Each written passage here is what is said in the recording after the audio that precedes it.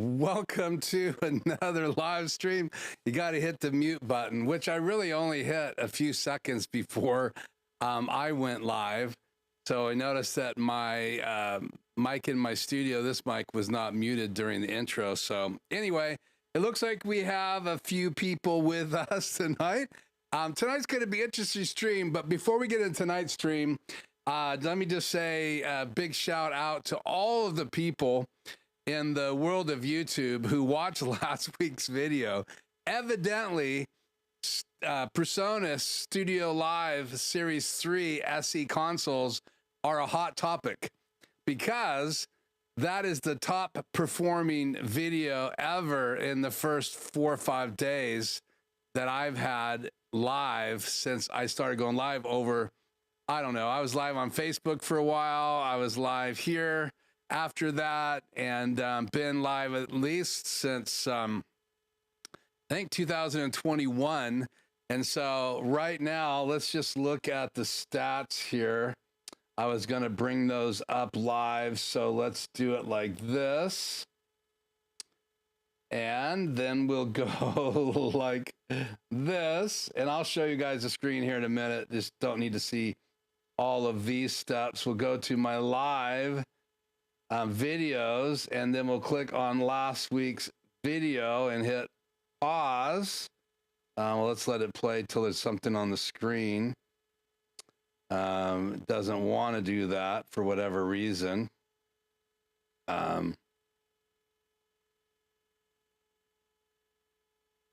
It's trying to play a commercial, but let me just cut to this real quick. Me and my laptop, it has 1,300K views, which may not seem like a big deal, but having over 1,000 and now another 300 in the last few days, that's pretty amazing. So a shout out to those of you who liked the video that watched it live last week, and a shout out to all of those of you that watched that video. Now, if you've been on this channel for a long time, I haven't focused a whole lot on audio. Tonight, we're going to talk about the Rodecaster Pro version 2. So there's a new firmware update. We're going to do a firmware update. I have 2 Rodecaster Pro 2s in the studio tonight. So we're actually going to try to install the CallMe function. That's going to be one of our conversations tonight. We're also going to look at a web camera that I should have studied more. I had an interesting day today, and I've had a chance to watch a few videos on this new web camera, and so we're going to look at it together tonight, but I apologize ahead of time. So if I translate into tonight's video any ignorance, it is 100% bona fide for real. But I do have a poll up right now. Do you own a Elgato camera? Because we are going to be talking about Elgato's new camera tonight. They've come out with 3 cameras so far, plus a couple other little fringe cameras. They're like stripped down models. So probably, I think, 5 now. But the main 3 that I want to talk about, and I own one of those cameras, and I thought it was in the studio here somewhere. So I will see if I can't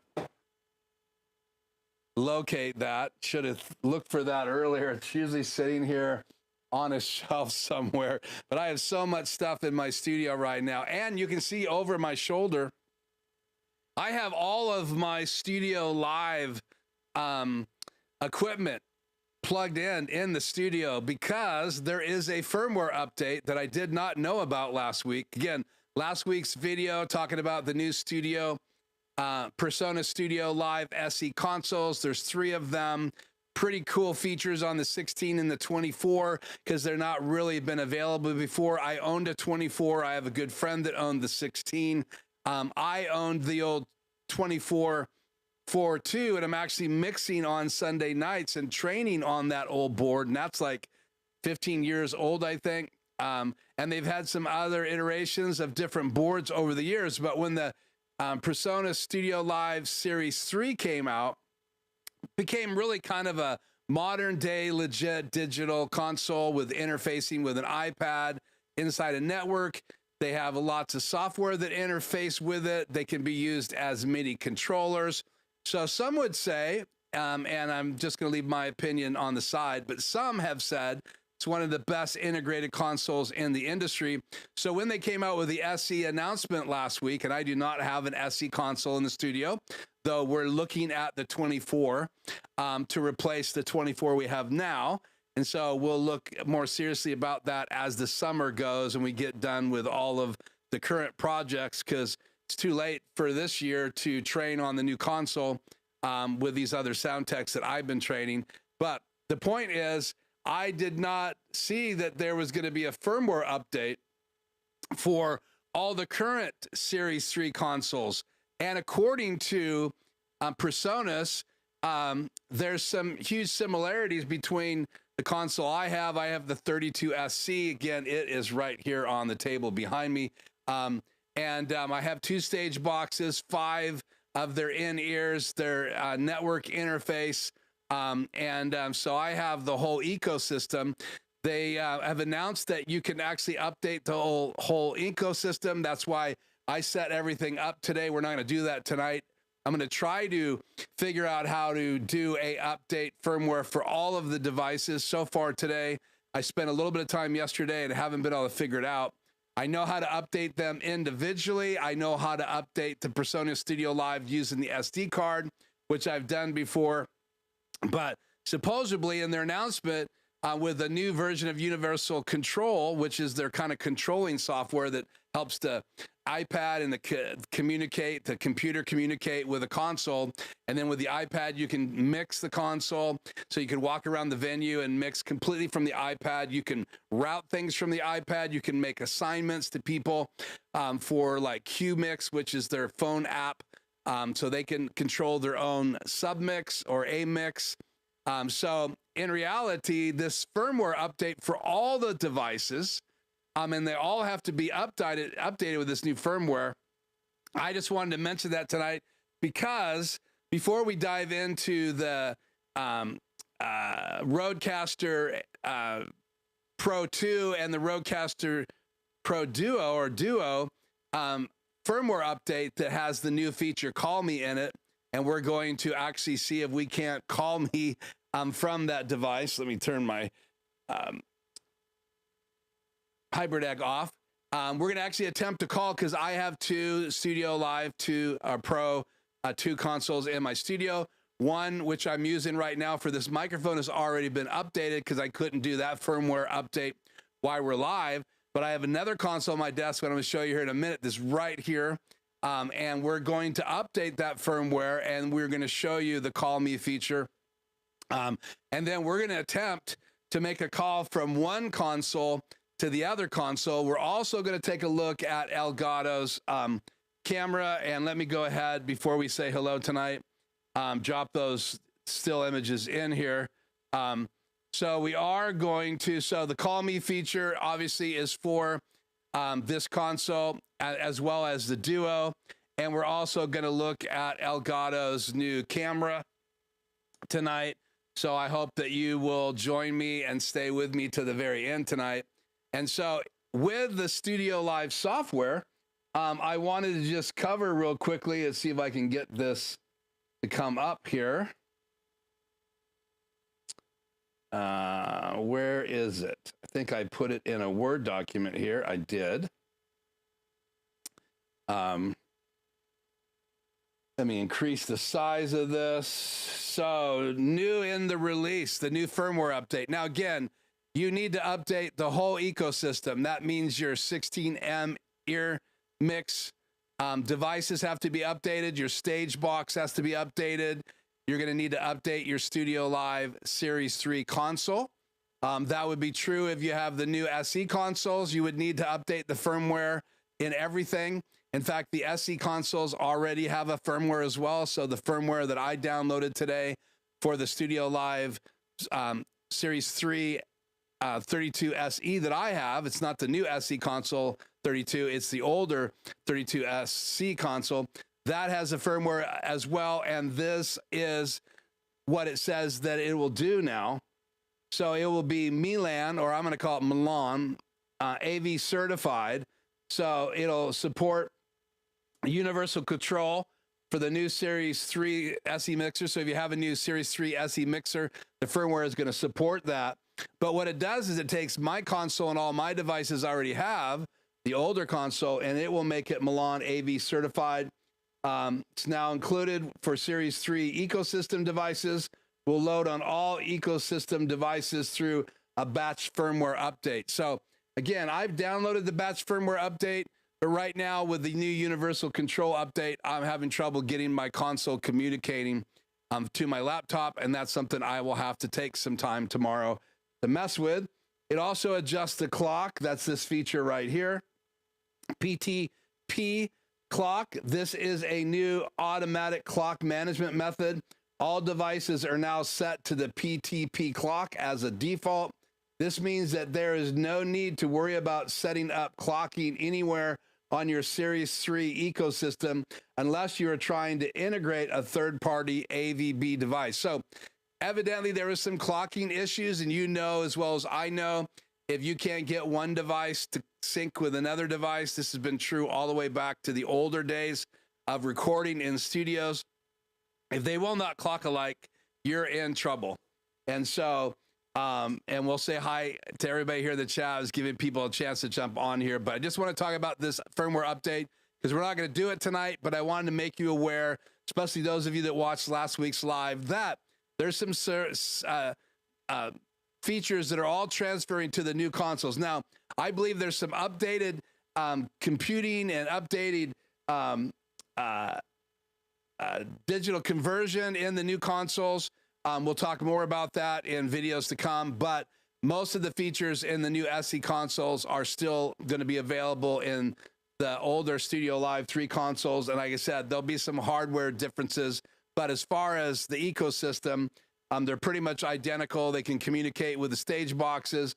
The clocking's now been repaired and fixed. They're all going to be, all the devices, once you update the firmware, will be Milan certified. And that just basically helps Presonus be ready to work with other devices in other ecosystems and make them Milan AVB support certified. The input stream CRF clock, this new clocking method, will need to be used with third-party AV devices because no other Milan certified device support PTP clock yet. Presonus will be the first. So they've gone to this clocking system. The clock status on the console screen and in universal control now turns blue when the clock is synced. This is to match the LEDs on the NSB stage boxes and the EarMixes. If you know anything about the ecosystem, when you hook a network device up like a stage box or a EarMix 16M, it's green when it's hooked to the network, and when you get a clock together, and the way you clock it inside the StudioLive console is you set the network addresses. So you set them basically like in series of 8. So you're going to decide on what 8 streams you want to go between your console and the stage box. Same with the in-ears. The in-ears will only take 16, where if you have one stage box on one side, you could use 16 over there. And then the stage box on the other side that has 16 inputs, you can use another 16 addresses over there. And then once you have then synced them with addresses, they turn blue. And so now the blue part of that's going to be fixed, and you can see in universal control the clock status on the console screen, and the universal control now turns blue. So that's an update in the console, and that's an update in the universal control, which is the app that runs off of the iPad. It'll also run off a laptop. So then also reverb improvements were made to the reverb algorithm. So the reverb inside the console, both the SE consoles have been updated, and so has the older consoles. And then all the fat channel plugins, which you used to have to load in via your laptop, and I haven't seen this yet because I have not updated my console yet, but I will show that live here in the next few weeks. But once you do this firmware update, the Fat Channel plugins add-ons are now included in the firmware and free for all customers. So now you should be able to go into the console, not hooked up to a laptop, and under the effects for compressor and EQ, now you'll have some choices for these added effects built right in to the firmware inside the console. And for me, that's pretty exciting. So supposedly, and I'll put a link in the description tonight after we get off the air, after we did last week's live, the next morning, a new video was released explaining the firmware update and that you needed to update all of your devices that work with your ecosystem for StudioLive Series 3 consoles. So that's the in-ear mixes, that's their network switch, that's their stage boxes, and you can actually use some of their rack mount consoles as well. You can link more than one StudioLive Series 3 console together. They can communicate on the network, but they all have to be now updated to the latest firmware, so the clocking and that would work perfectly correct. And you can even assign preamps to whatever console you want. So I could have one console in the main venue and another console in another venue, and I can assign all of the preamps settings to the main console. That way no one in another room is changing the preamps, and everything syncs together. So if they make adjustment on their console, it's on their console. It doesn't affect the preamps on our main venue, which is really cool. Just some of the cool features that are available on the StudioLive console. So that's a little update about the update for the StudioLive Series 3 consoles and the whole ecosystem. So let me repeat myself. You need to update everything to the new firmware in your ecosystem, and supposedly there is a batch file that will let you update everything. Now, where the vagueness is, do you hook it up to a network switch? So do I hook up all my in-ears to a network switch, my laptop to a network switch, my console, my stage boxes to a network switch, or do I just hook my laptop up to a network switch and then my console to the same network, and then use the AVB network for all the other devices? That's vague, and I am looking into that and trying to figure out exactly how do you need to hook up everything, because in the video it shows him in universal control and it lists all the devices. And then he has an update all button that he can update every firmware on all the devices. For me, that would be 5 in-ears, that would be 2 stage boxes, that would be a network switch, and my my StudioLive 32SC console.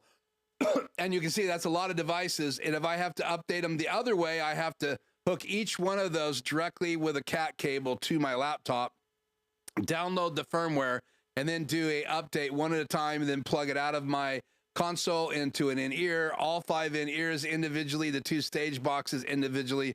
And that's how I did it last time, and that took forever. So I really don't want to do that again.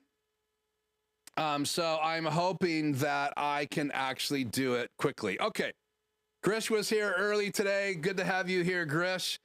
DJ Ware here from Dallas, Texas. Great to have DJ Ware here. Go over and check out his channel. We have Bulls Promo TV. It's Wayne from Sunshine Coast, Queensland, Australia. So cool to have people jumping on from Australia all the time. We got Hank from Bluffton, South Carolina. We have Joe. Joe, I believe, is in the Carolinas. Correct me, Joe, if I'm wrong. And Grish says, hit the like button. That's all the people I have in tonight's chat that I can see. I can hit record. Thank you, Grish. It is a little bit late. Now, I have noticed, believe it or not, Grish, thank you for bringing that up. I am recording now, and I'm actually ISO recording. When you're ISO recording, it says ISO recording. I seem to have no trouble when I'm ISO recording to record all the way to the end. When I'm done with the live stream, then I can turn it off. But I have noticed, even though I bought that used Extreme ISO number 2 and replaced my number 1 or number 3, and I replaced my first Extreme ISO with that new used one that I got that supposedly had 50 hours on it. I bought it from a gentleman in Boise, Idaho, and it records perfectly fine when I'm doing ISO recordings, but I noticed 2 weeks ago that when I looked over after the live stream was over, it wasn't recording anymore. So something is still awry with recording program only after like an hour and 45, hour and 50 minutes. And I have plenty of disk space, though it fills up faster when I'm ISO recording. And so I don't need all these ISO recordings, but I'm ISO recording tonight, so I get a complete program recording tonight. And then if I want to, I can edit out a segment of tonight's video if I so need to. So business growth ready, Michael from Birmingham, UK. Wow, good to have you. David's from Australia is down under. It's good to have David Osler here tonight. Again, I don't know who has channels or not tonight. If you have a YouTube channel, why don't you go ahead and put channel in the chat so everybody else will know that you have a YouTube channel. And if you haven't subscribed to other people in the chat's channel, please do so. Bulls Promo TV, I've got the Rodecaster Duo. Good to know. We're going to update tonight live one of my Rodecaster Pro IIs to the new firmware, and then we're going to activate the CallMe feature, and hopefully we'll be able to use my Rode wireless Go 2 microphone as a microphone for my second Rodecaster Pro II, and then call the other one inside the studio, and you'll be able to hear me talking. There will be some latency, but if I was in another place in the world, you wouldn't know that. But inside the studio, there'll be latency, because if you wanted to have someone else on your live stream in your studio, you're just going to plug into another channel in your Rodecaster Pro. But I do like this feature, and I do intend to use it. And we'll talk more about that feature here in a minute. I still think it's the SSD, so Griff's might be correct. What he's saying is my SSD might be the problem. Joe says, hey, Keith, I hope you're well. Yeah, I am doing better. I have like 2 more physical therapies on my broken ankle. Those of you that are new, I broke my ankle back in March, had to have major surgery, plates, pins, screws, and really tweaked my ankle really bad. It would have been a horrible, horrible sprain one way or the other. I did not tear any ligaments, but I guarantee you I tweaked some ligaments. So getting all the mobility back, getting all the flexibility back, strength back, because I was literally in a chair most of the time for about 2.5 months. So I had muscle atrophy. And so now I've got most of the mobility back, even though I still have some pain, and I've got a little section of stitches on the inside that are reluctantly healing, but it's like 10 times better than it was 3 weeks ago. So Joe, thank you so much for asking. Okay. I think I'm caught up in the chat. Again, if you are on with us tonight and you can't chat for some reason, it's because I've enabled chat only subscribe. It's always at the top of the chat. It says Keith Bennett turned on subscribe only mode. Only channel subscribers of 1 minute or longer can send a message. So if you want to chat, just hit the subscribe button, and then you can chat with us tonight after a minute. I'm inviting your chat, inviting your conversation, and if you don't want to be subscribed after that because you just saw the topic tonight and you wanted to join us, or you're watching this video and you want to unsubscribe, perfectly fine with me.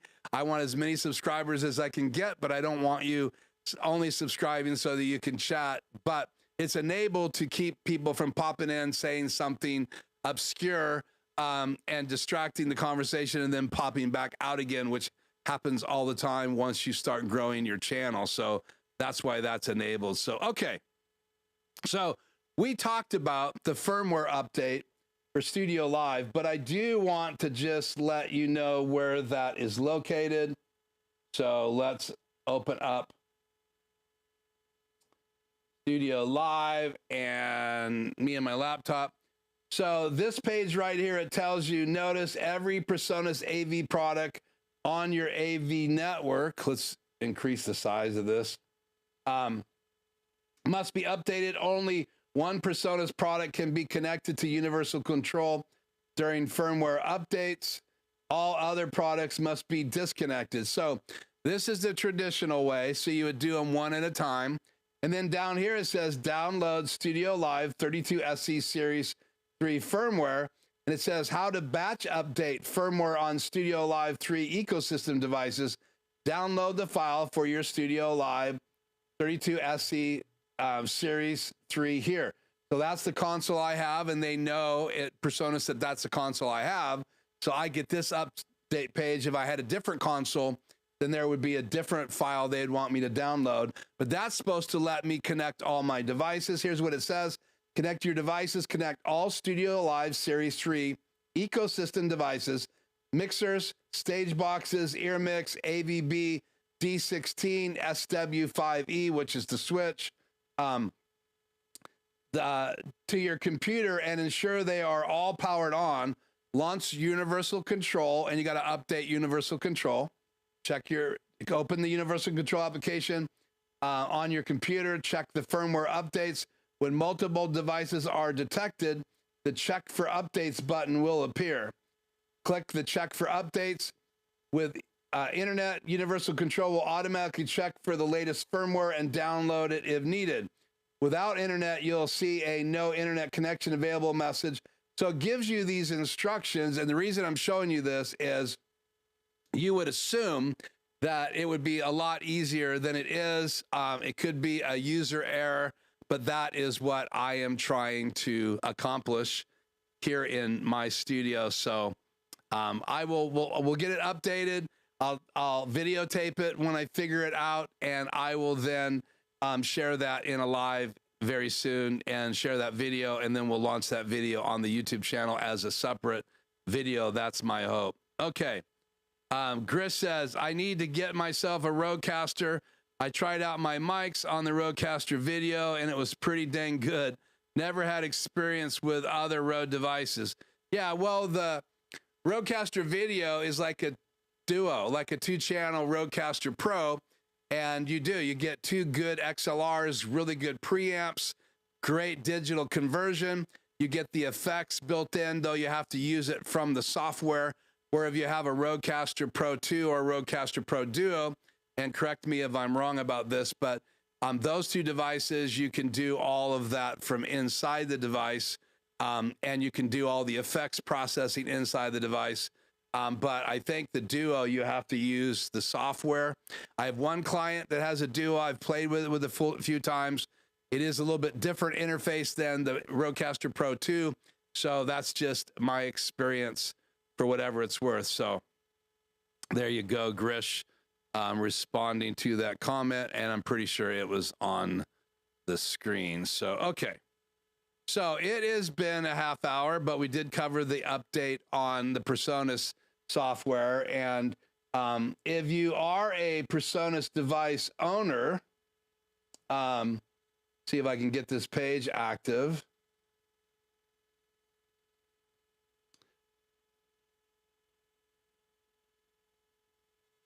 You get a page like this, and here's the download. So you can go into my products, and it gives you a list of all the devices that you have, and the different softwares that are available to you. So I've already clicked on my StudioLive console, but if I go back a page, then here are my ear mixes. It only lists one, but if I click on this, it will then list all of them right here. And so they're all registered. They have to be registered. I only have one SW5E AB switch. I have 2 stage boxes. So if I click on that, they'll populate. And each one of these, you can click on them and then update the firmware as long as the devices are connected one at a time. But I want to be able to open up universal control. I want universal control to see everything on my laptop. I want it to download all the pertinent firmwares and update all of them at the same time, because like many of us these days, we're spoiled rotten and we just want things to work the easy way. And I'm really excited that Presonus is making these updates and making it easier. Okay, so let's fire up Skycam here. Turn chat off the air. I will get back to your chats, guys, here momentarily. This is the camera I want. So let me change the angle here.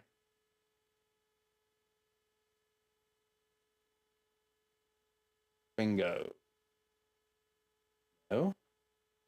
What did I do? Stand by. Made a mistake.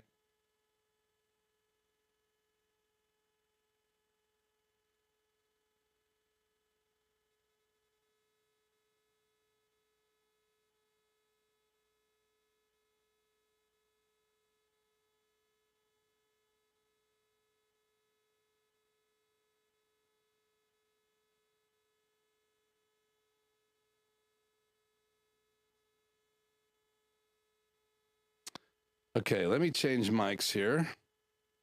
Oh, that's beautiful.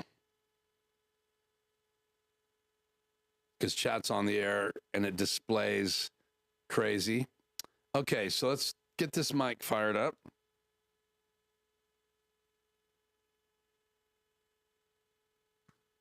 Put it right here on my shirt.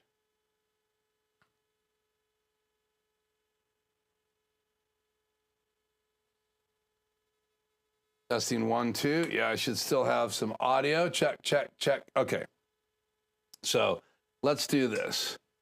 Okay, so here is, what camera do we have on here? Let's fix that.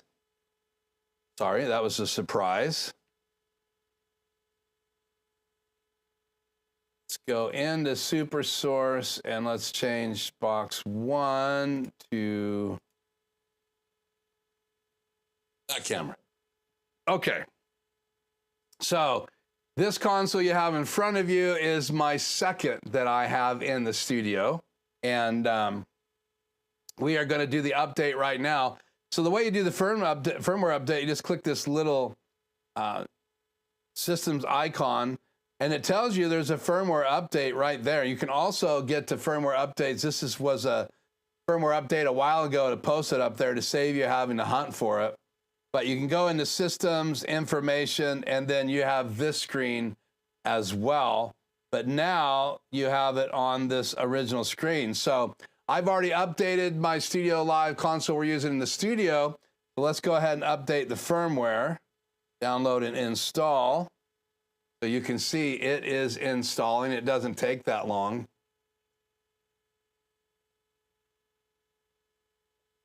And then it's going to reboot after I hit install. So that was downloading the software. Now it's going to have to install it. And if this was a video I was recording, I would save you guys the heartache of watching this. But why it is downloading, and I want you guys to see how long this update takes. So I'm going to keep this on the camera. But I wanted to just say, when it comes to the Rodecaster Pro II, I've had a great experience. I love the update, the software, the firmware is faster. It's got a quad-core processor in it now, which is nothing in the day we live in. But for audio devices, they're like web cameras. They're getting older processors, which are very fast compared to what some of the earlier processors were with some of these devices. So once we get this updated, and hopefully it doesn't get stuck, there we go.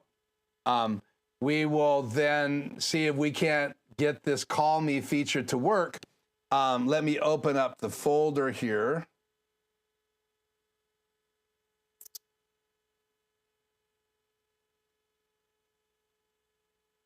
And it's rebooting right now.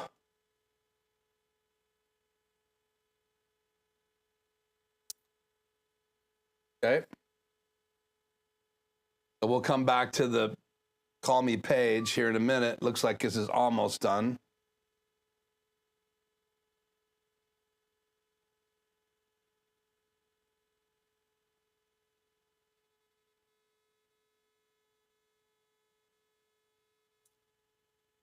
Still rebooting. There it goes.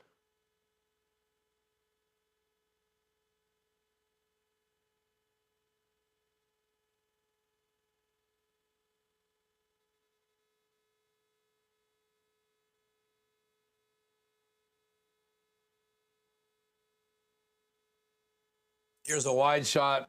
Couldn't remember what number the wide shot was. Take a better look at the Rodecaster Pro as it boots up.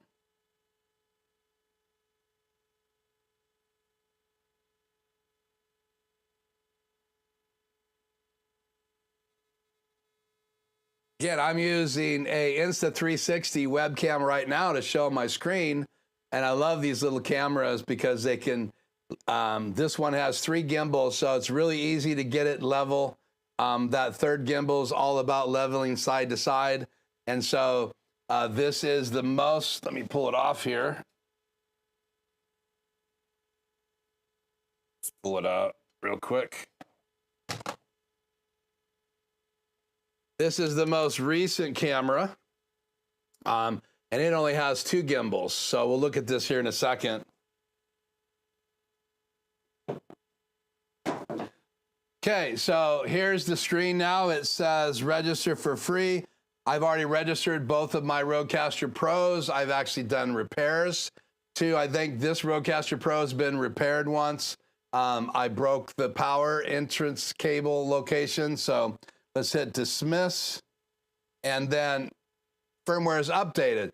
So now how do you find these features? We're gonna go into, let's see, go into settings, and we're gonna go into the system. No, let's try here, channels. Let's see, what channel was I gonna use? Channel 2.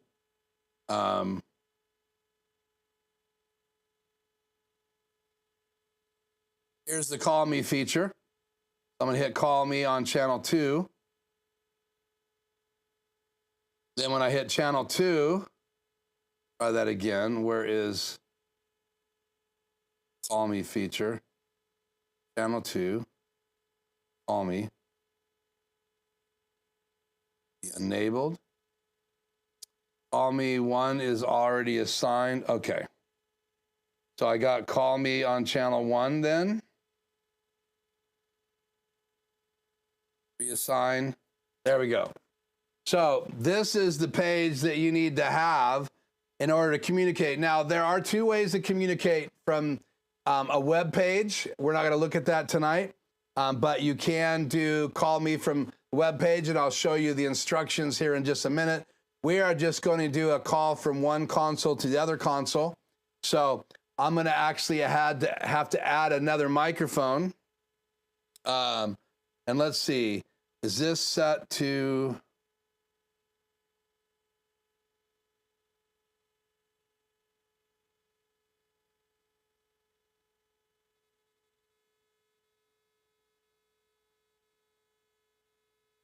Okay, we're going to pair this.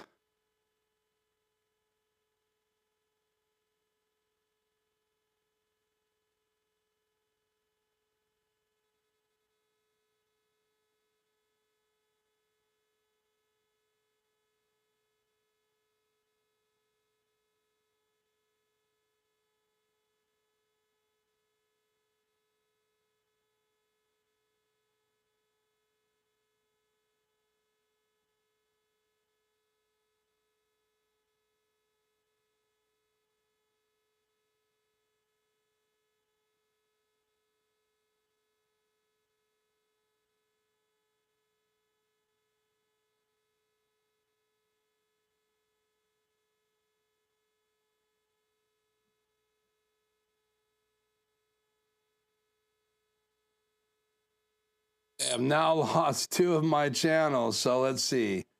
I want channel 2.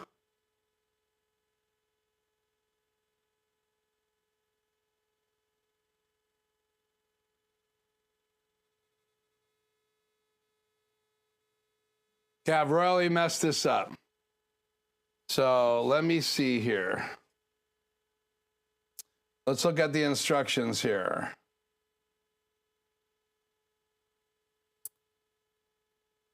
Connection the call. Tap the fader channel you wish to use. Tap the settings icon, which we did. From the source selection screen, choose CallMe. Okay, so I had my wireless mic programmed. How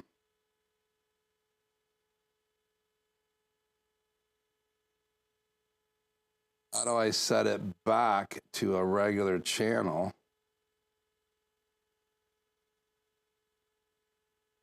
Okay, let's just do this till I figure it out. Let me go to channel 4 and let me see if I can pair this.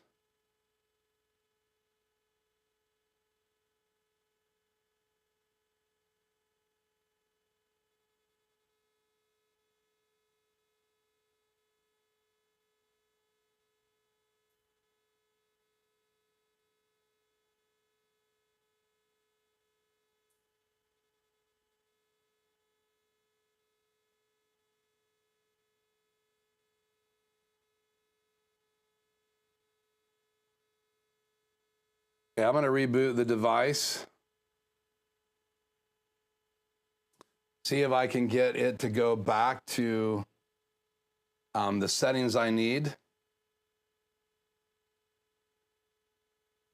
Change this camera back.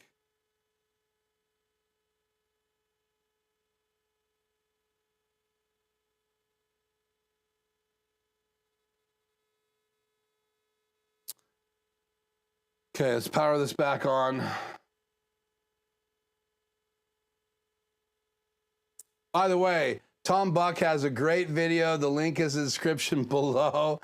I've watched it a couple times, but I just probably pushed a button I wasn't supposed to because I'm trying to use this microphone at the same time, call my other Rodecaster Pro. So give me a second here.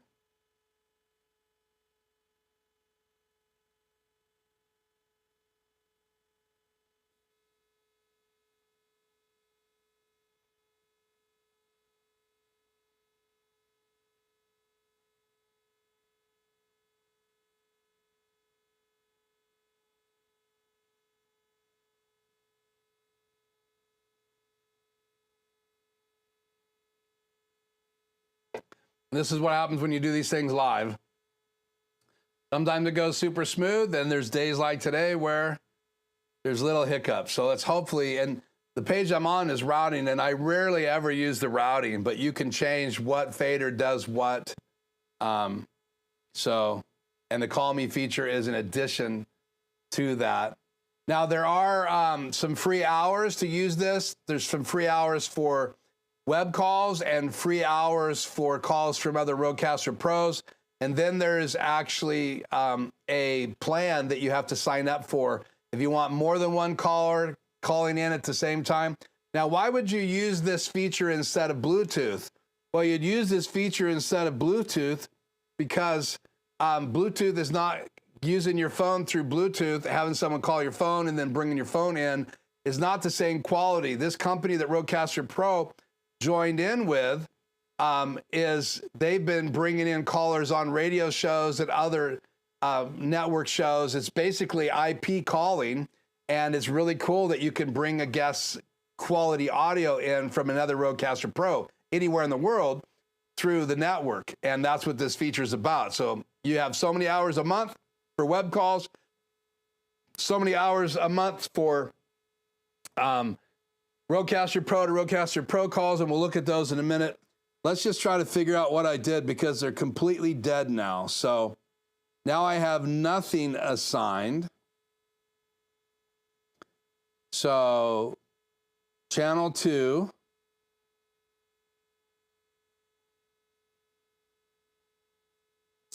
I don't see any of my regular channels here. I see USB 1, USB 2, TalkBack or USB, chat, Bluetooth. That I do not see channels that links them together.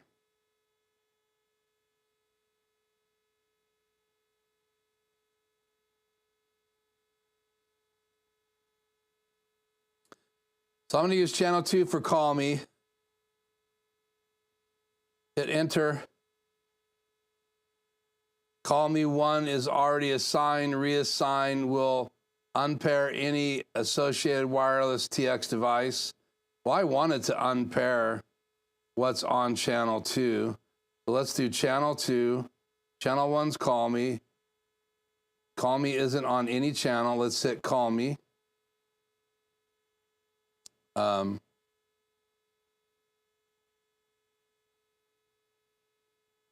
Yes, reassign.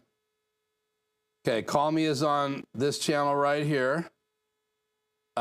It's so weird. It's like taking over the faders. Fader 1 is not even alive yet. So, okay. So let's bring this fader up. So call a Rodecaster, CallMe configuration. You have 5 hours of web calls and you have 10 hours of Rodecaster Pro to Rodecaster Pro calls. You can turn on processing.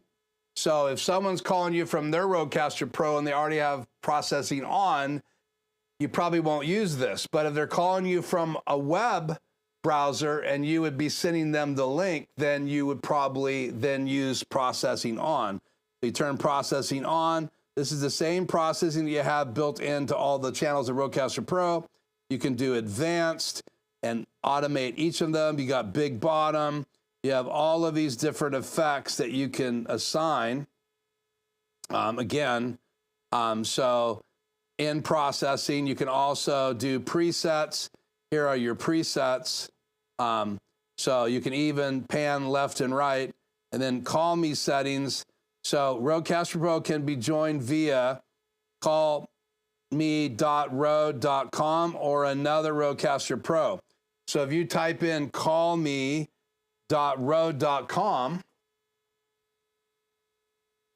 let's go up here. callme.rode.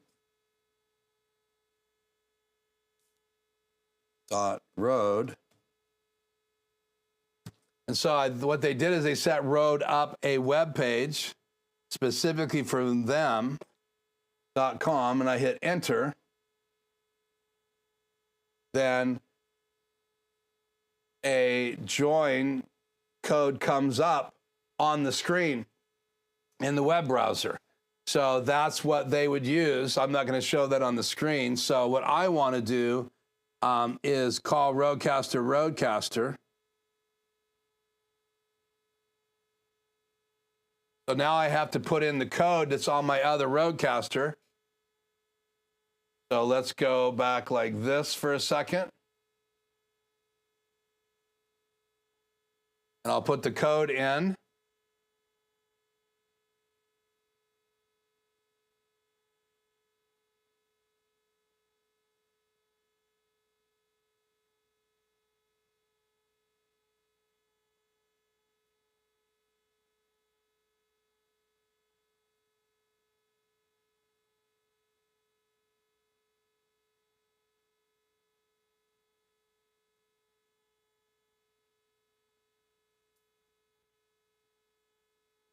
Okay. And then let me grab my mobile camera so you guys can see this.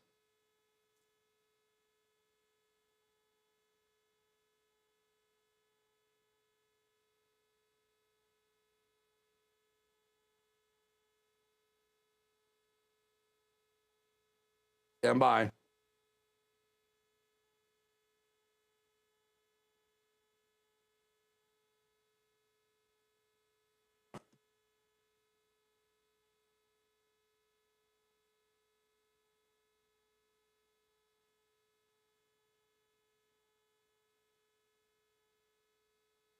Channel 3. So let me make an adjustment here real quick.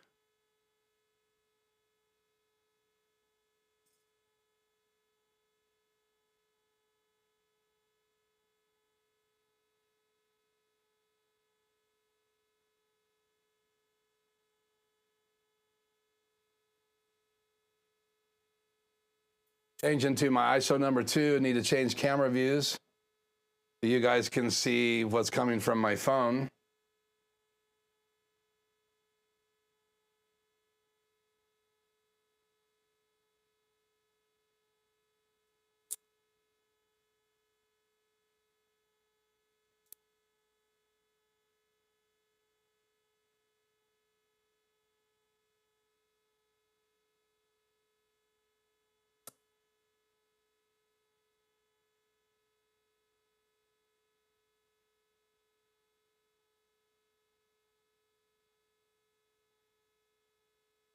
Okay.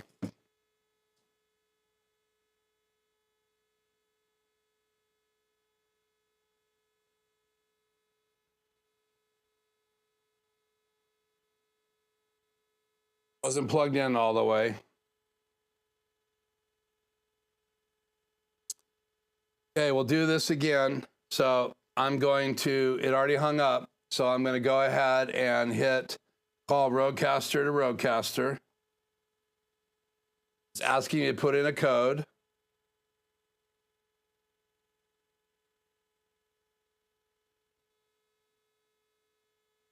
So I'm going to put the code in right there. And that's displayed on my other Rodecaster. I'll show you that again in a minute. Let me put the code in again.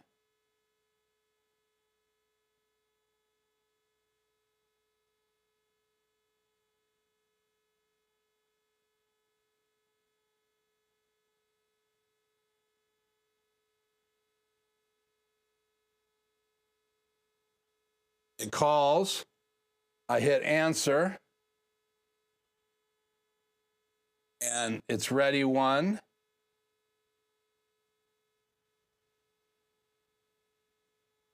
And now I need to have a level coming in. And this is showing a level coming in right there, even though I do not have my wireless mic working yet. Check, check, check. Check, check, check.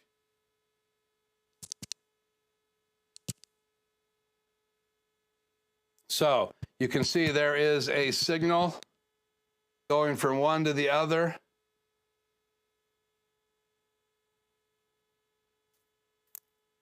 Check, check, check, check.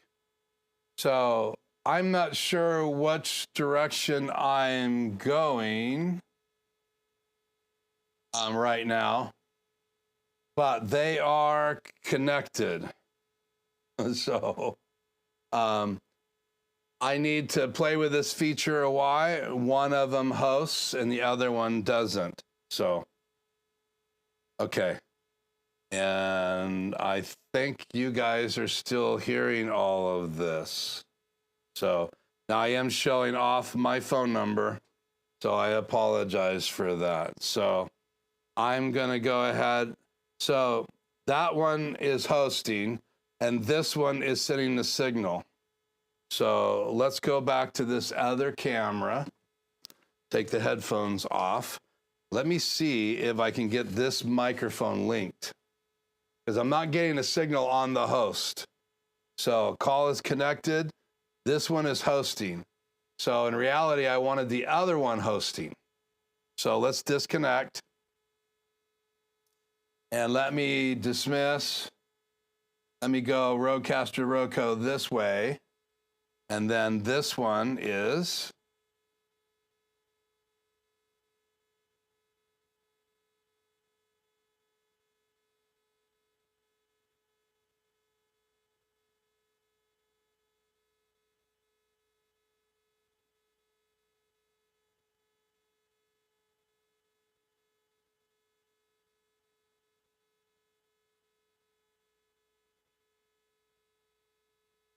so now this one is calling.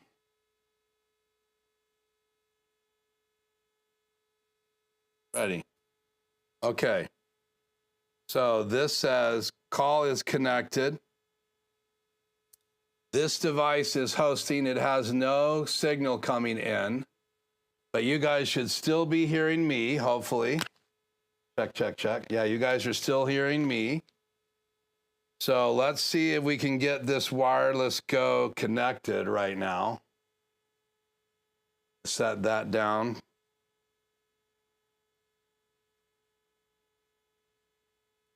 So again, they're connected. This is connected. All is connected. This one right here says it is hosting.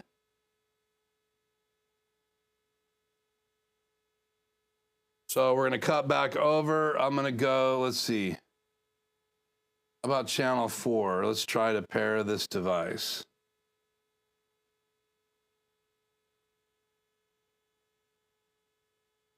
Come on, pair.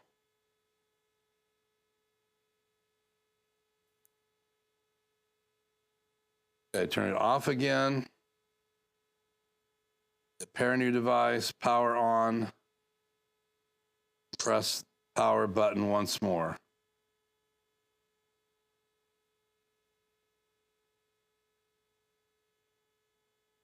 Sorry about the camera. Every time we switch this, goes to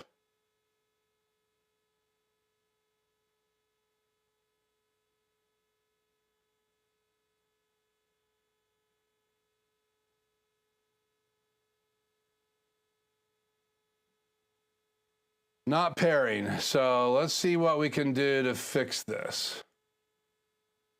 That's not pairing. Is it on another channel?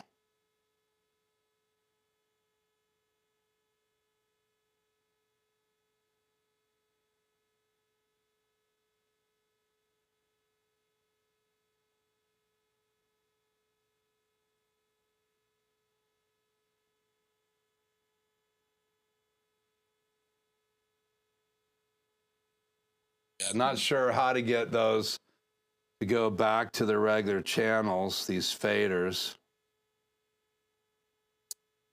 Faders.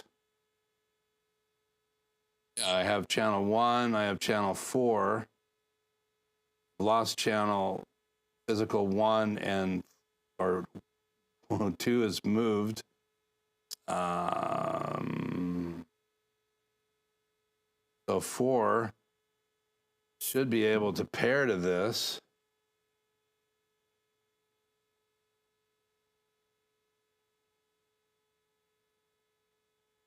The only reason it won't pair is if it's already been paired. And for some reason right now it's like it's acting like it's still paired in a channel that I can't even see, which was channel 2. Okay, powering on. Push the button again. Really trying to get this microphone to work, but it says no device.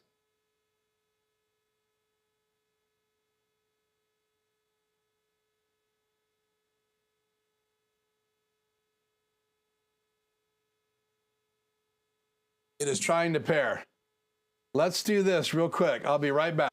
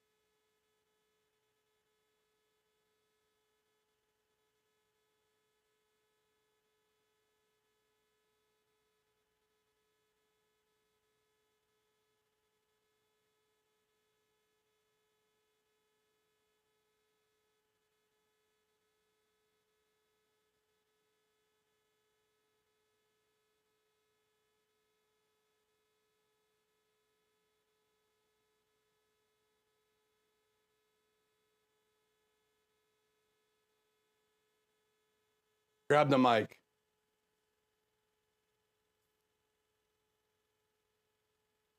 Just was not in the room with me. I apologize. Okay, we're going to make this work. I'm determined.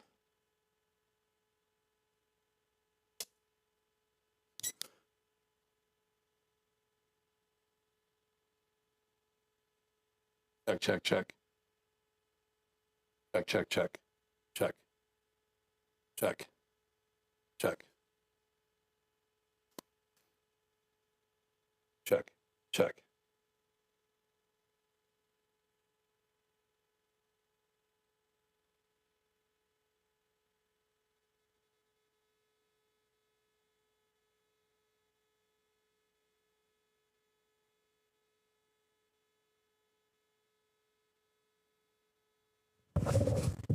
Check, check, check.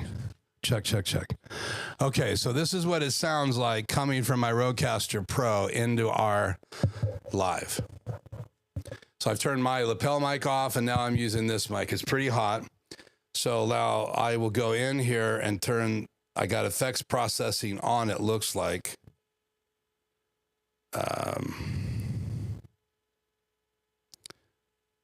Advanced. Big bottom is on. So yeah, you have effects on this channel. So I am now calling from this Rodecaster Pro to my other Rodecaster Pro. So let's show you guys this.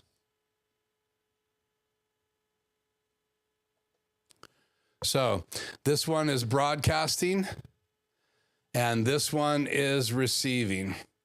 And you can see what the icon is. It's that little one arrow receiving, and then channel 4 is sending and channel 1 is also working.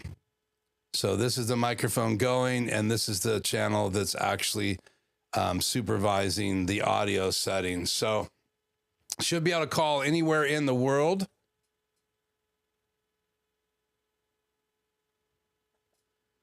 Using the Rodecaster Pro, and I'm burning minutes right now. So when I'm done doing this call, it's going to tell me how much time I have left. So I'm going to go back and mute this microphone. Going to mute and my lapel microphone back on. I'm going to set this one down. On the floor below me, I'm going to go into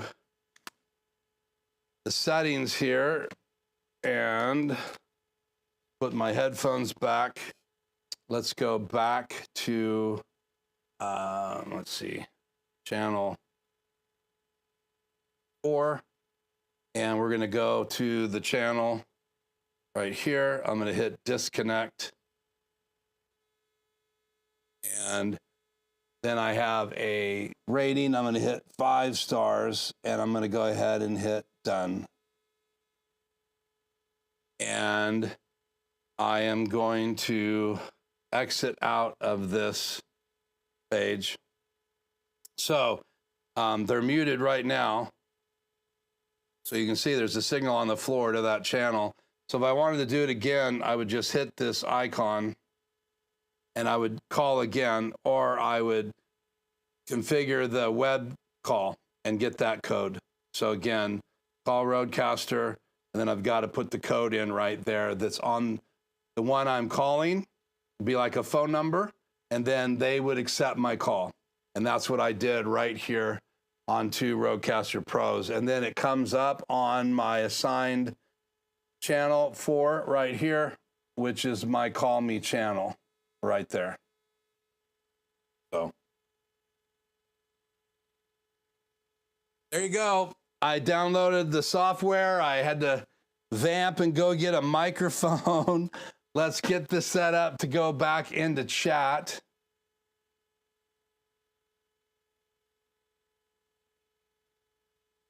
Chat overlay. And then we'll look at that page again. Let me just get this page ready.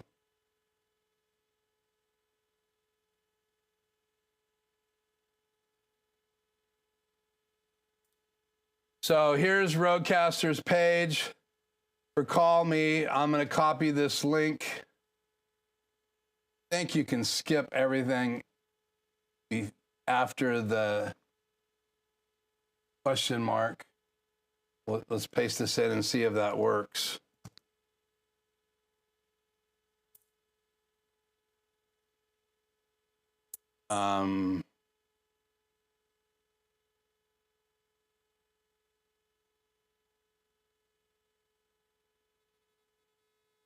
Somewhere down here, there's a CallMe feature. There it is. So yeah, that link works. So let me copy this in tonight's chat.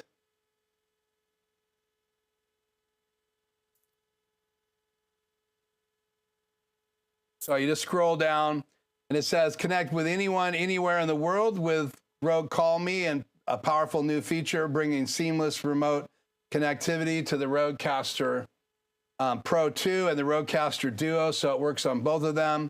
Rode CallMe delivers ultra low latency, high fidelity communications over Wi-Fi or internet, making podcasting with guests across the globe or producing a remote broadcast effortlessly. Available now with the latest firmware update. You can learn more, click on here. Then that's going to take you to this page, which right now is giving me a whoops. So the link is broken. So let me see if I have it open still.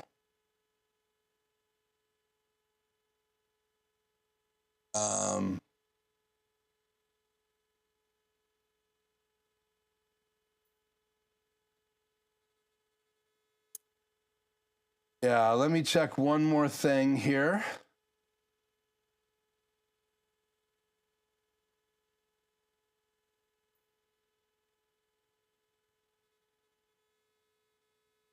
I do have this page open that gives you all the information. I will make a link. This is actually a very long link, but it gives you all the information. It tells you how much time you get, how to use this page that I got confused on.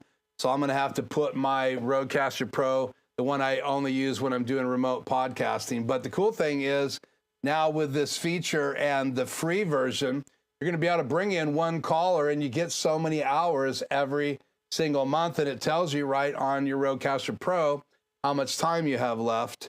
Probably every time you boot, it will update it. So inviting a web browser guest, tap the CallMe channel icon, locate the unique URL and QR code displayed on the screen. Share the unique URL or code or the QR code with your guest.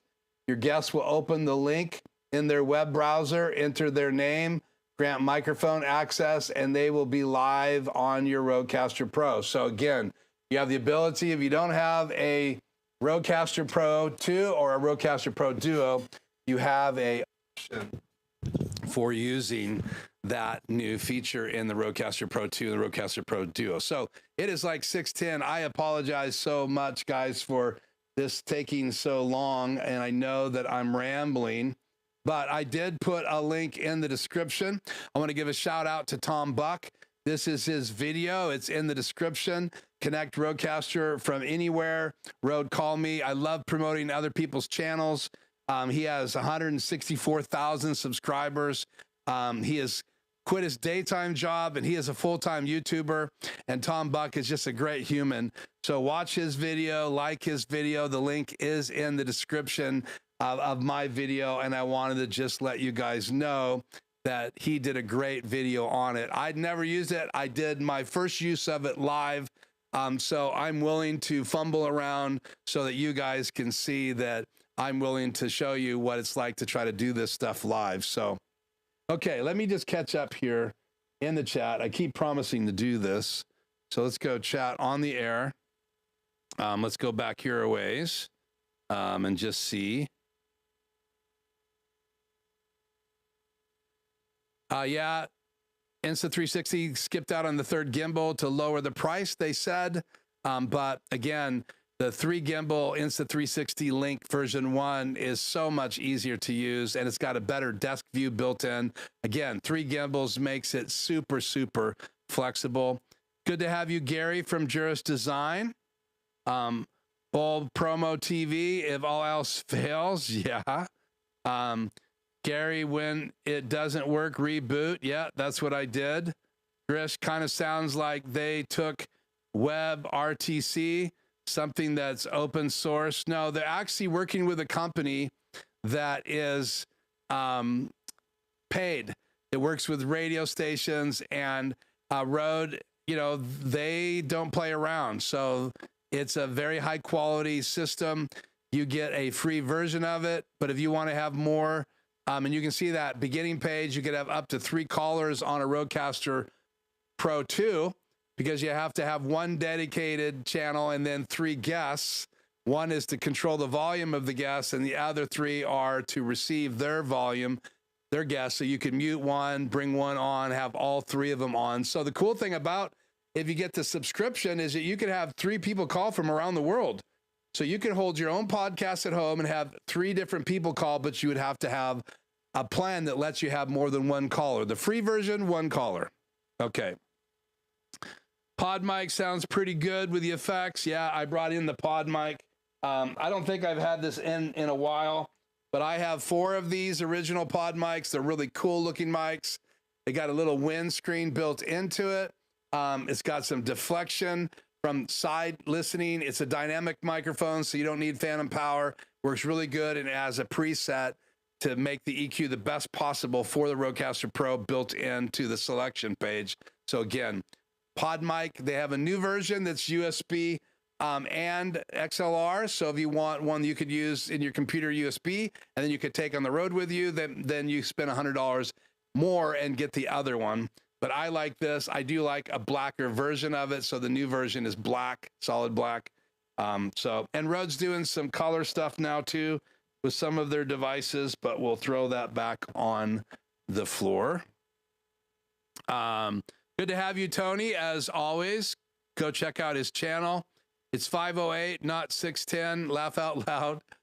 Yeah, you're right. 510, 12, 13 now. So when I get a little frazzled, I look up and see different times.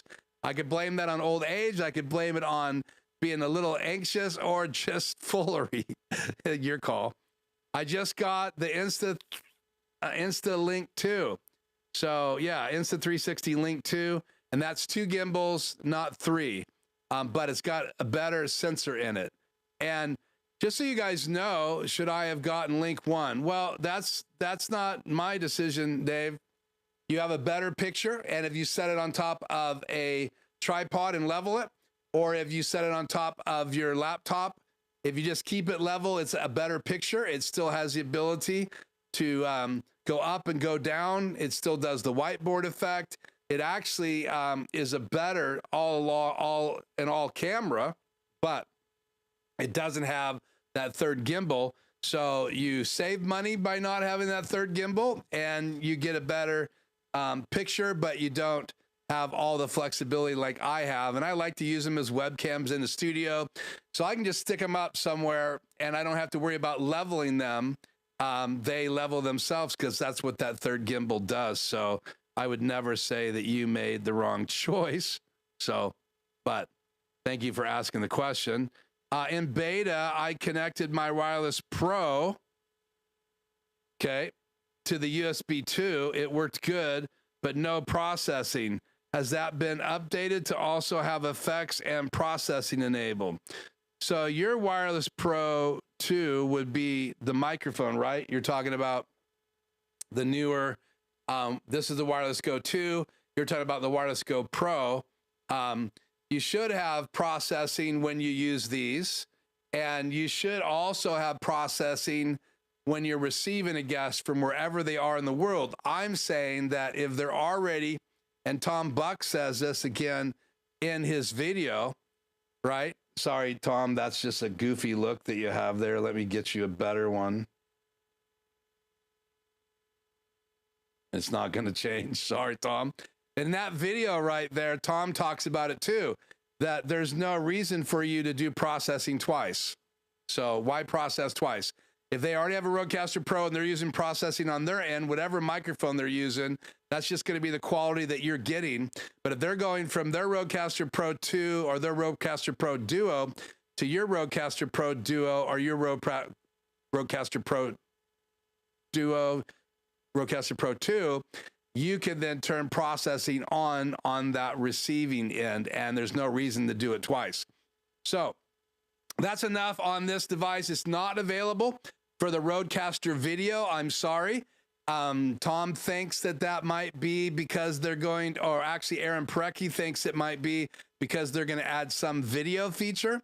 And because the Rodecaster Video is a video device, it's not just an audio device. They did not add that feature to the Rodecaster Video. Maybe they will with another firmware update. We'll have to wait and see. Oh, sorry, not related to CallMe.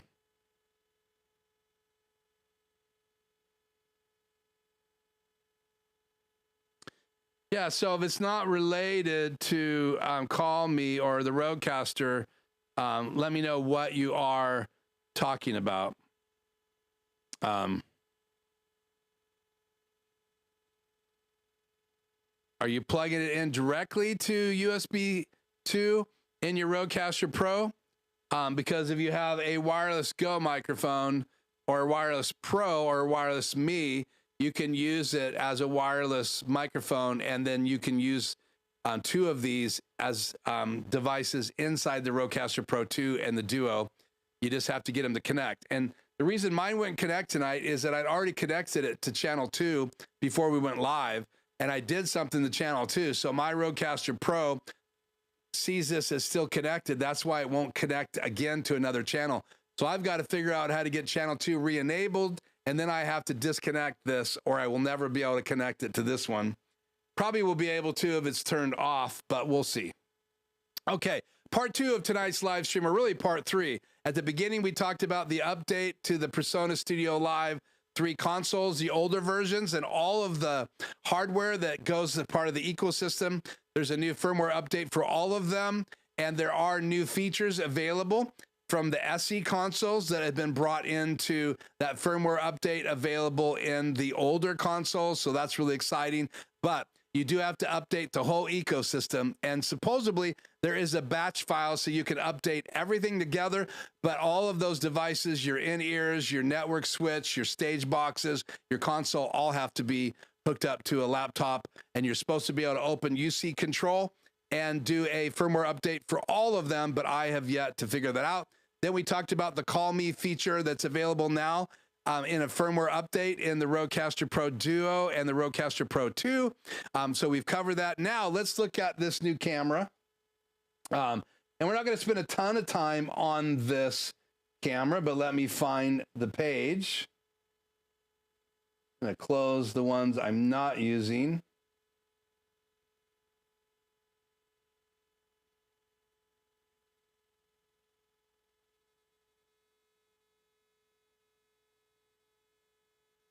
Oh, I want to say this real quick. The new Metro feature is available as well. That's remote control of the Series 3 consoles by Presonus. So you can have someone anywhere in the world remote access your console and mix for you live.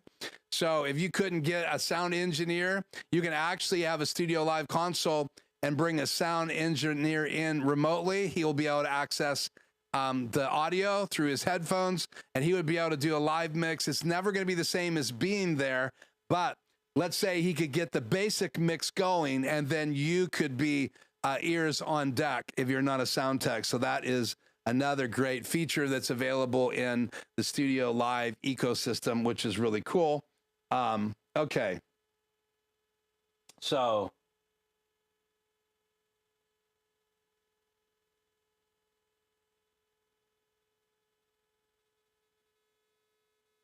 finally found it here.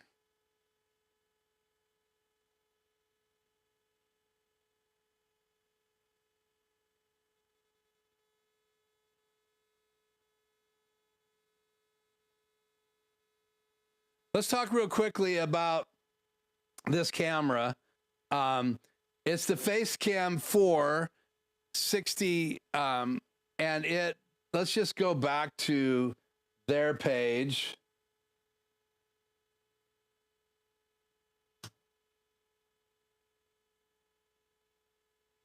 And start at the beginning.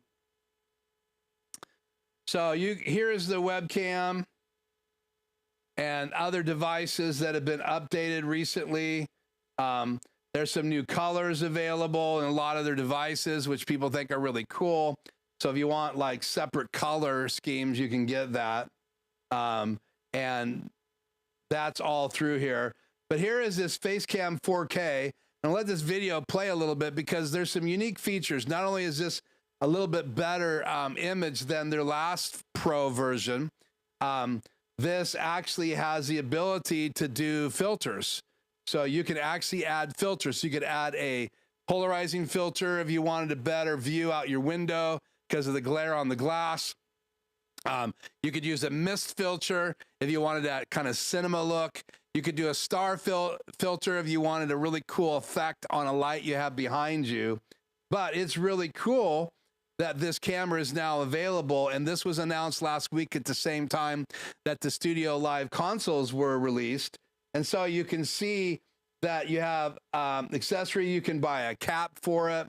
It doesn't have an automatic shut off like the new Insta360C has linked to. It has a little switch on the side. You can buy that model, or you can buy the regular Pro version. But Elgato now has a little bit better camera, a little bit better sensor, and we'll just scroll through some of this information. Let's see. Let's hit plus and see what happens. Yeah. So it just kind of takes you through and shows you some of the ways people are using it. I'm not super impressed with their page. It's kind of janky. But let me zoom out here. See if I can gain some control, but we'll get out of that and we'll go down here. So up to 60 frames per second, has the cinematic effects built in. Here's the interface, the DSLR-like controls. So you can use the wider sensor and have different spots that you can pop to. You can see that right here in this lower quadrant. Right here, I'm trying to increase the size of the screen. There we go. And then you can see it supports lens filters over here. You have HDR and ability. There's HDR enabled. So you can see the two different versions. You have an optimized focus area. One of the things I wasn't super impressed with this camera, you can see it sells for $200, is that it doesn't have built-in focus again. I do like the Insta360 cameras, because wherever you put them in the room, they have focus built into them. This camera, as well as my original Facecam that I purchased, it has a focus area. So that is different. So keep that in mind. Though it's highly rated and people are talking really well about this camera, when you get down to $200, there's always a trade-off. So they have a newer sensor, and it's like a Sony webcam sensor. And as the webcams, Sony security cam sensor, as the Sony sensors get better as years go by, people like Elgato are purchasing them, and people like Insta360 are purchasing those for their webcams. So that's where a lot of this technology is coming from. And so if you dig down deep, it talks about the sensor size, 4K for all. No, not long ago, 4K at 60 frames per second meant expensive cameras, but now you can do 4K at 60 frames per second. That gives you less motion blur, like you see my hand. So if I go to this view, I have this set at 2997 and I have blur. If I set this to 60 frames per second, and this is my EOS R, I have two of them, and it will broadcast at 4K, even though I'm only broadcasting at 1080p. You set it for 60 frames per second and you won't get as much motion blur. That's why that's important to some people. So not only is it $200, but you can see the picture quality. Supposedly all these samples are directly recorded from the camera. So let's continue to go down here. What makes great 4K video is more than just pixel count. It's about the quality inside each individual pixel. From an ultra-fast sensor to its mighty image engine, Facecam 4K is built to maximize fidelity in every frame. Stripped of wasteful parts like a microphone, all its hardware is direct towards a single goal: deliver the best picture possible. So again, you need to have another way to get audio into your computer if you're going to use this as a webcam on a laptop or a PC or a Macintosh. And again, with Apple and Camo app, you could actually use these webcams as a camera for your iPad. And that's some of the newer iPads with the newer 13 chip or later. And I did a demo video a while back live about 3 months ago on that Camo app on a new Apple iPad Pro 13-inch. So, okay. So let's keep going down here. So they call it the Elgato Prime lens, and they have a 1/1.8 Sony sensor, image processing chip built in, 0 compression. So there is no compression. Almost every webcam out there, right, has compression. So, and that's really important because compression changes the quality of the picture. So what they're doing is they're taking the image on the sensor, and then they're compressing that information so the data passes faster. So if you don't compress it, then you have to have the fidelity and the chip and all of that to process it. So they're taking the image from the sensor and sending that uncompressed into your computer, which means you're going to get the absolute best webcam picture that's available from that particular device. So that's really important. They have more information on all of these Elgato Prime lens. You can see right now, perfectly clear up to 1.2 away.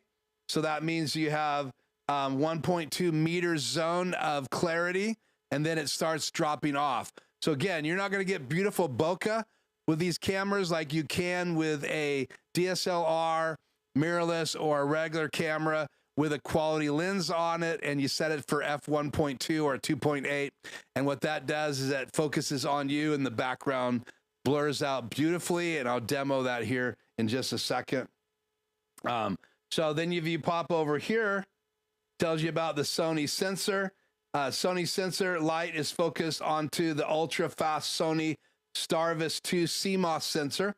So if you wonder what Sony sensor they're using, it's the same sensor you can find again throughout the industry in things like high-end security cameras that are 4K 60 frames per second. And because they're mass produced, it's best for companies like Elgato to purchase those sensors to put in their products. And again, a lot of these things didn't happen when we couldn't get sensors from China and different places where they're made. Some of these sensors, I believe, are mass produced here in the United States now in the Silicon Valley. But again, the last thing is the image processor. Our latest processing chip handles everything from encoding to noise reduction, turning raw sensor data into polished video. It's the brain behind the scenes doing 1,000,001 things. And because those chips have the ability to do those things, they are adding new features for the app so that you can add some blur in the app. You can add some background images, and you can do some green screen work and keying. So again, this camera with the sensor makes a great choice. And again, this is brand new, off the charts. Last week announced by Elgato. So I will pop some links in the description. I know they did some live demos using the new 4K camera with people on YouTube. Again, YouTube algorithms changing the quality of the picture, but they broadcast live 4K and did a big gathering last week after the announcement. But this is supposedly a demo of 4K being used of that webcam. And so again, you can do background, you can do PTZ control with the software. And here's the software right here. You have HDR support, cinematic LUTs that you can download and bring in to change the image. So LUTs are lookup tables. So they do like color correction for your image. So you could have your own LUT for your channel. They can do background blur and much, much more. If I decide to grab this camera, we'll do it. But here you can see that you can change and put all of these 49mm adapters. So there's the Elgato Prime lens 1.4. There's the Elgato CPL circular polarizing 49mm filter. This is a Pro HD EX8 filter, a UV filter, a star filter. And what is this? This is a Black Pro Mist filter. And again, that's just one of the things. What other webcam gives you the ability to add 49mm filters? I don't know that there is another webcam in the industry that you can plug into USB-C port in your computer and have Pro filters put on. And again, it's a webcam, so you look at it, you watch the videos, and you tell me what you think in the future. But $200, that's about the same cost as the Insta360 Link 2 with 2 gimbals. Now there is a webcam that you can put filters on that's 4K, 60 frames per second, and there's some really cool features built into there. So if you add an Elgato prompter with that camera on the back of it, you have a good package. So you have the ability to put chat in front of your camera. You have filters that you can put on there. So you could do a mist filter. You could do a circular polarizing filter, whatever kind of filter you want on there. So, okay. So let's go back to chat on the air. I finally caught up. Late check-in tonight. It's good to have you, Doug from Doug Force. Check out his channel. David, you might need to just reset the Rodecaster to get everything back. Yeah, I may have to, David, but I know I'm just got to learn how to do those routing features. I just never play with them. Occasionally I'll change what's in the last 2 faders, but what was happening tonight wasn't registering. I just need to, off the air, have a chance to sit in front of it. My MixPre 3 version 2 screen is beginning to go out. That's sad. So hard. Sorry to hear that. Those are very expensive. So getting time code into my audio interface from the HybridX Studio HD Plus is very important. Can the Rodecaster Pro receive time code? Well, it's receiving, yeah, I don't think the Rodecaster Pro has any kind of time coding sync. So, at least off the top of my head. So like the Presonus is going to have time code to interface with other certified Milan or Mylon, whatever, however you pronounce that, devices. Where you get to the Rodecaster Pro, I'm sure there's some kind of time code going back and forth to the computer so they can connect. And I know that you can connect a Rodecaster Pro II or a Duo to a Rodecaster Video, and they have to sync.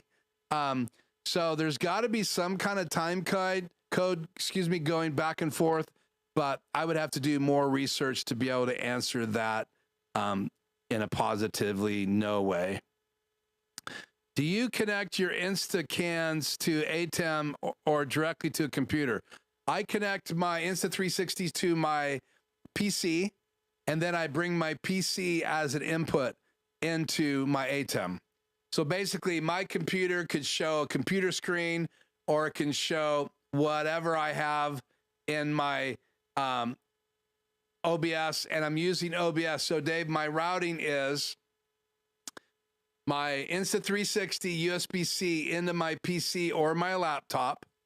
I open up OBS, I bring it in as a web camera, and then when I display it, I right-click in the display window. Let me show you this in OBS real quick. So in OBS, whatever is right here, so if you go out of studio, if you go into studio mode, when you get OBS downloaded, it looks like this. When you click on studio mode down here, it looks like a multi-view inside a ATEM control software display. So you have a program side and you have a preview side and a program side. So then once I have my webcam connected, and I'll go ahead and bring in a webcam. I don't have my Insta360 hooked up here, but I'll switch this to my laptop camera. And there you go. There's my laptop camera. And then, so pretend that's my Insta360. Then I hit transition. And again, you have to set up a scene. A scene is just like, that's going to be a program. Then you have to add an input. And what you're adding to add a camera is you hit the plus icon on the bottom, and you're adding a video capture device. And everything plugged into your computer, once you say, I want to add a video capture device, if you hit add existing, they should be listed here. You can scroll up and down. So everything plugged into your computer should be available right here. So, and then you just add it. And then once you add it, you activate it by turning the little eyeball on. And then once it's over here, right click. And this laptop is plugged into my ATEM. So it's going to see my devices. So right now it sees my display, my BenQ, and my Elgato prompter, because right now I'm duplicating my screen. If I was just sharing my screen with my ATEM and any other monitors that I have hooked up to my laptop, then the ATEM will show up right here. But because I'm duplicating my laptop screen so you guys can see it at the same time, I can't show you that. But that's how you get to it. So go into your settings, make your ATEM shared, not duplicated, as one of your monitors, and then open up OBS, activate your webcam Insta360, get it displayed, bring it over to the program, right click up here, click on open in projector, and then decide where you want to project it. And these are devices that OBS sees that are plugged into this laptop. And the only reason it can't see my ATEM is because it's seeing my desktop duplicated. That's all it's gonna see. So again, that's how you do that. I hope that helps you out, David. But now there are some OC devices that have the ability to, their webcams are like PTZ cameras that will have HDMI outs, and those could be brought in directly into your ATEM. But I like using the software and webcams. I also like to use them with my laptop. Like when I do these events, I'll use webcams to record directly to OBS. Sometimes I'll record from my laptop through OBS to my ATEM as a backup. So I'll have it recording in OBS on my laptop, and I'll also have a recording in my ATEM. That gets me 2 recordings at a live event. I could also run a camera into a HyperDeck or run a camera directly into my ATEM.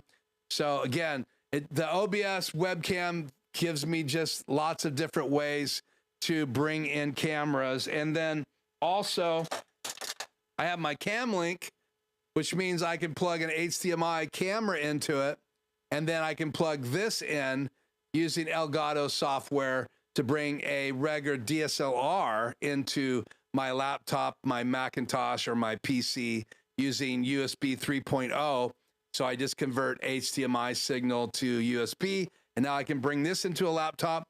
And Elgato has software that uses the Cam Link, and it's very much the same software as you're going to use with that new camera that was just announced. So, okay. So any questions about the 4K camera from Elgato? Let's turn this camera off.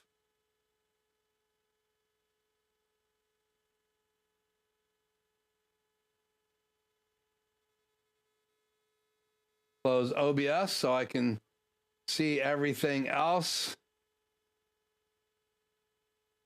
Okay, so that's all I have tonight. Do you know OBS has multi-view? Do you know OBS has multi-view? Are you saying like multi-view like is built into the ATEM control software, Grish? Clarify that. I will bring... Yeah, I won't bring OBS tonight. We'll look at that in the future. But if you're saying there is an output to have a multi-view in OBS, I've never used it. So I did not know that. If that's been in one of the updates, that's a really cool feature. Obviously, multi-view is available. Let's bring this up here real quick.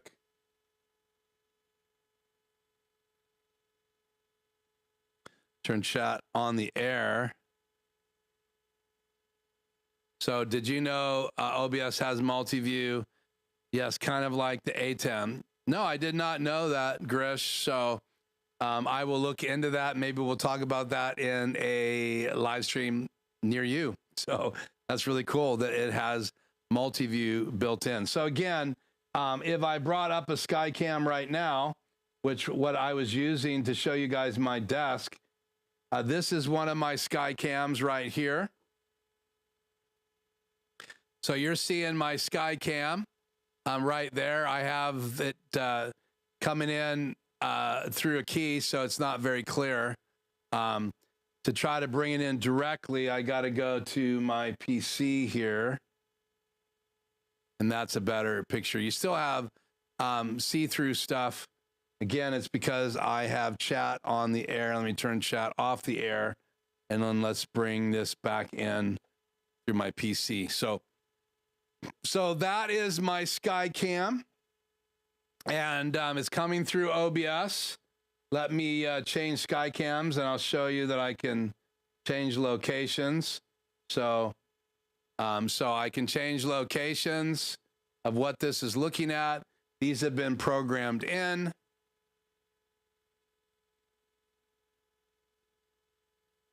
So I like this one. And then I can take the little controller and move it around the room. So this is why I like them. So I could show you guys what I want. It's a little jittery tonight.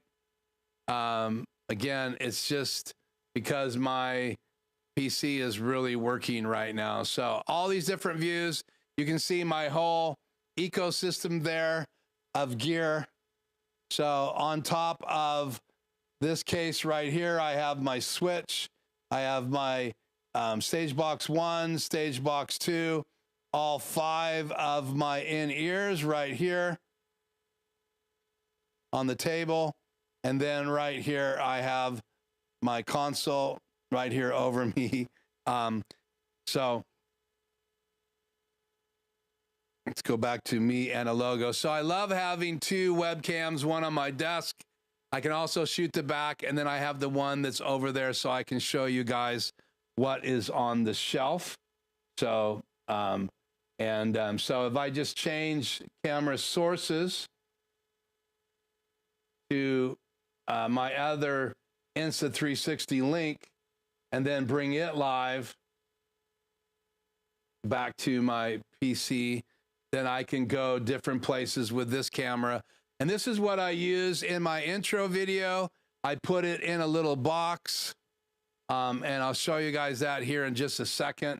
This is full screen.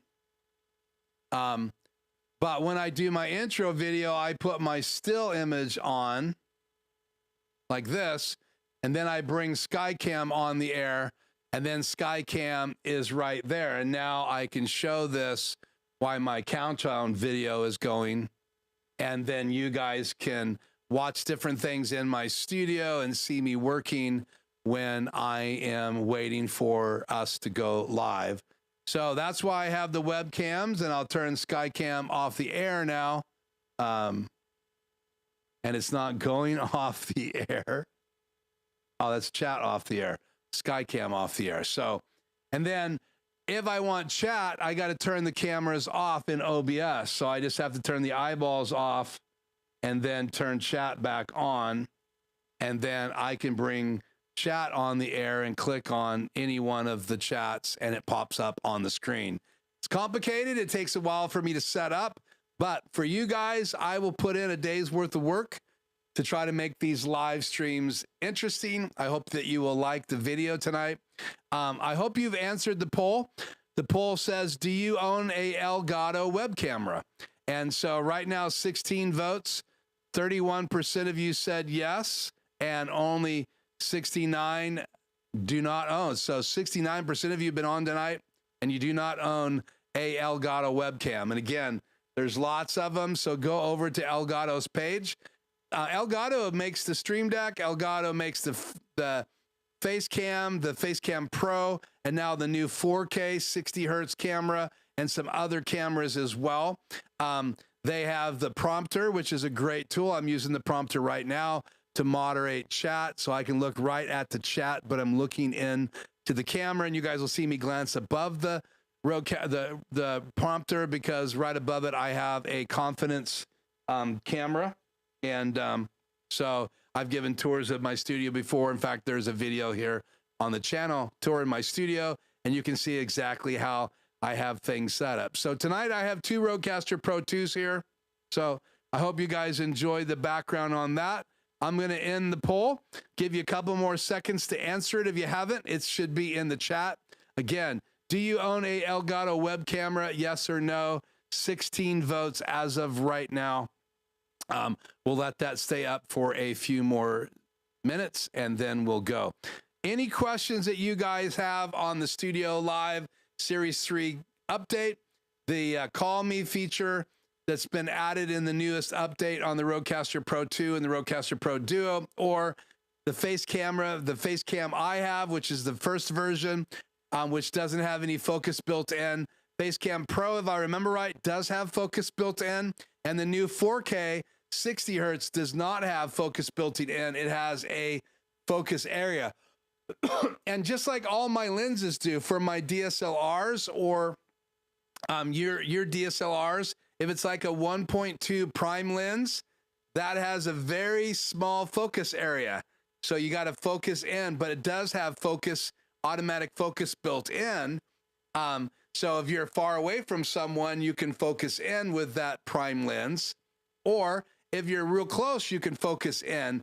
And when you get too close, you have to have a macro lens in order to focus real close. Those lenses are designed to be really close to things, but the average lens is made to be about so far away from that person. And so the Elgato sensor is designed to be within a certain range for it to be in focus. If you pulled it all the way to the back of the room and tried to use it as a sky cam, it's not going to focus. So if you do not have focus built into the webcam, then it is not going to focus. You have to have it within a range. And again, the range of that new camera has to be like this far away, about 1.5 to 3 feet for it to be in focus. If you're in that area, you'll have great picture.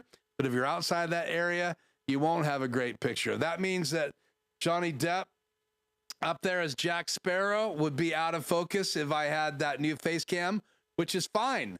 You don't want everybody focusing on what's on the very back. And I do set my lenses at 5.6 when I'm shooting in a live stream. But if I wanted more blur in the background, I would lower. I think this lens I have right now will go down to 2.8. So I would lower it down to 2.8, and that would give me more of a blurred background. And I've talked about that on my channel. I don't do a lot of photography training here, but I have recently talked about my Sekonic light meter, which is this cool device. It's a light meter, and you can actually add an attachment to focus on something way out from you and get a perfect reading of the light that's hitting it. And that is just a great tool as well, not just for photography, but for people who live stream or do videography. You really need a light meter, especially if you're doing landscape photography or like real estate photography. This can become very, very important for you to get the right exposure. If you're doing high-end real estate photography, you probably would want a light meter. Now, your camera has a built-in light meter, so it can read light. These are just higher tech. This one will actually fire flashes. So if I want to do photography, this has got a built-in Pocket Wizard receiver, so it can fire all the flashes that I have out there. So I could set 3 different flashes at different light intensities, and then this will fire it, and I can get a reading from each one of the lights on this device. So lenses, cameras, sensor size, lighting that you have in your studio, light meters, what the lenses are designed to do, what their aperture is, all of that really matters to get a good picture. But these days, we just get our camera out on our phone and we tap and we shoot. But even new apps like Blackmagic's camera app gives you control over the aperture, the shutter speed, the ISO, which is the sensitivity of the sensor. And you can take over your camera and do whatever setting you want. Now, why would you want that? Well, it's really important in some situations. Let's say I had a beautiful beach behind me, but you want to take a photograph of me and have me perfectly exposed. and it's very bright behind me, then you're going to have to set the light on me and set the aperture so I'm properly exposed, but everything behind you is going to be really blown out, which is what we call very, very out of exposure, very overexposed. And so if you want the background exposed correctly, then you got to get the balance of light behind you and in front of you very similar. And so obviously flash photography, you have total control in a black studio. But when you get outdoors, you don't have control. So where you position your subject is a big thing. You may have to wait until it begins to be sunset if you want the beautiful background and a perfect exposure on your person, or you've put a flash on your camera and you flash the subject, and then the ocean will still be properly exposed. So in that situation, you're going to expose for both. You're going to expose so the camera gets a good ocean shot, but it also gets a good shot on you because you're adding light. And that's all I will talk about photography tonight. So cool. Okay. So we're going to end the poll. Let me just refresh here. Still the same amount of votes, 69 no's, and out of 100% and 31% yeses. So 16 divided by 69%. You guys can do the math. So lots more people don't have a Elgato webcam than do. So thank you for answering that poll. Thank you for coming tonight. Again, thank you for all of those of you that watched last week's live stream. Over 1,300 views. That's the highest 1 week I've ever had on a live stream. That's pretty cool that 1,300 people care about the new Presonus StudioLive Series 3 SE consoles. Obviously, there's a lot of people interested in live mixing consoles that find my channel on YouTube. So I will continue to do stuff here on audio, not just the Rodecaster Pro, not just features like CallMe, but we'll talk more in the coming months about microphones, the difference between condensers and regular microphones. And if you want more of that, go over again and check out Tom Buck's channel and check out the CallMe video that he made. And he has some great videos on microphones. So subscribe to my good friend, Tom Buck. He's been on the chat before. He's been such a good proponent of my channel, and I really appreciate him. And one of these days I will have him on as a guest when the time is right. So, okay, that's it for me tonight. It's almost now officially 6 o'clock. Thank you for allowing me to talk about those three things. You can see I'm almost out of ISO recording. So I'm going to say goodnight, and you guys have a wonderful week, and I'll see you right back here next week with some updates of the StudioLive 3 console I have, and I'll show you what those features are that are now built into the effects. That's next week. Till then, I'm Keith. Be safe.